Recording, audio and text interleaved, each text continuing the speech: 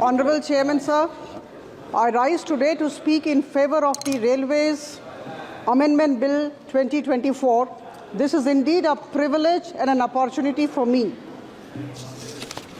Speaker, sir, the proposed amendment is not just a legislative exercise by the Ministry of Railways. It's a very significant step towards modernizing, simplifying and strengthening one of the most vital institutions of our nation, the Indian Railways. Sir, we are aware of the fact that the Indian Railways was established over 170 years ago. And it's not just a mode of transportation. It is a unifying force.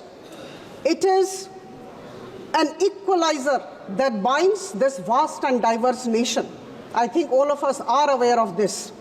So from connecting the remotest corners of the nation to driving the economic progress, the Indian Railways has been the lifeline of millions of Indians for ages. And for generations, I can only say that it has symbolized mobility, opportunity, and national pride. So today we have gathered here to speak about the proposed amendment. The Railways Amendment Bill 2024 presented by the Ministry of Railways intends to repeal the Indian Railway Act, Board Act 1905 by suitably incorporating all its provisions into the current Railways Act 1989. Speaker, sir, we need to appreciate the remarkable endeavor of the Ministry of Railways for having not only conceptualized the entire idea of bringing in the provisions of the Railway Board Act 1905 into the current Railways Act 1989, but also translating this entire idea, this forward-looking step into reality. So I must tell you that this particular amendment must have been brought by the government which existed a couple of decades back. I must take you to the report of the Joint Parliamentary Committee which was constituted for examining the Bill of 1986, which was presented to the Lok Sabha and thereafter laid in the Rajya Sabha on 21st February 1989. Sir, while examining the Railway Bill 1986, which later became the Railways Act 1989, the then JPC, which had been constituted for the purpose, had recommended the repeal of the Railway Board Act 1905 and the incorporation of all the provisions of the Railway Board Act 1905 into the 1986 bill. Sir, I was going through that report and I quote from that particular report. You have to give me some time. So para 40 of that particular report of the JPC says, which was written in 1986, the committee note that while submitting a comprehensive bill to consolidate the law relating to the railways, the government have not included the provisions of the Railway Board Act 1905 in the Railways Bill. Railway Board Act 1905 is to be read with the provisions of the Indian Railways Act 1890, and as such, it should appropriately find a place in the new Act. But, sir, unfortunately, the JPC's report was not accepted.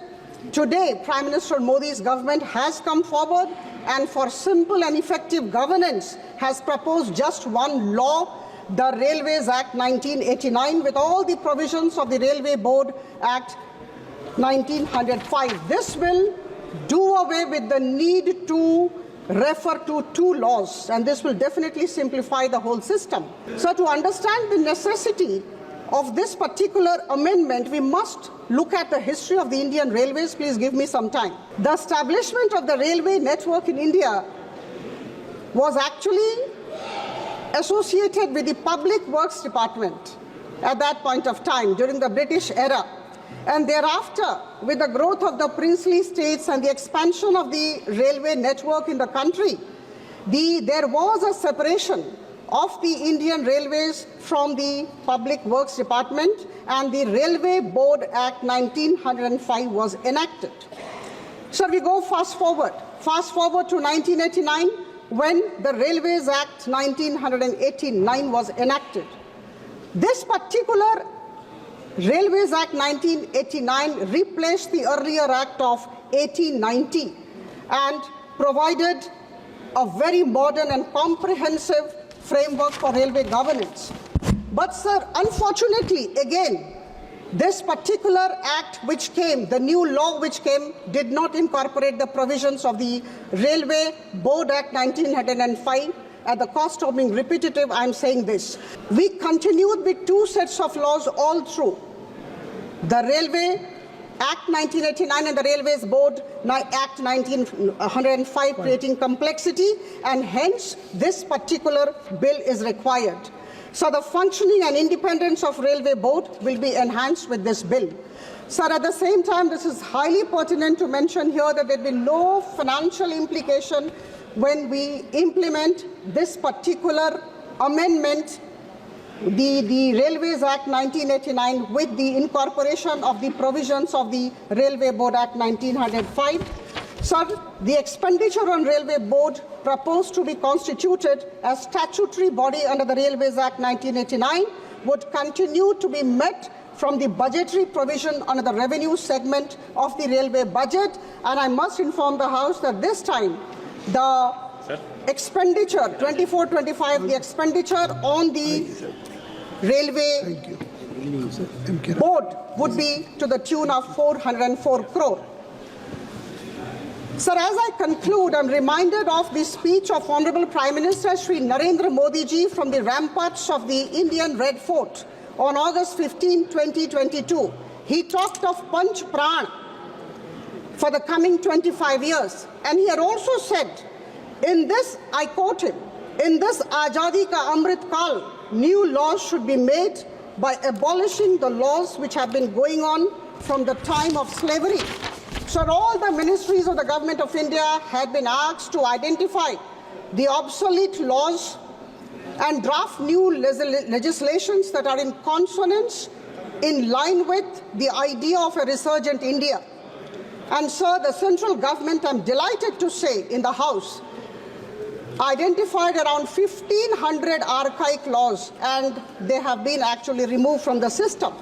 Sir, the Railways Amendment Bill 2024 is a significant step towards making Indian Railways more agile, more efficient, more modern, and more capable towards serving the needs of the people of this nation. I commend the efforts of the Ministry of Railways, all its officials, and of course, under the leadership of Prime Minister Modi ji, this particular much-needed amendment is going to take place. I seek support of all in this august House for the bill.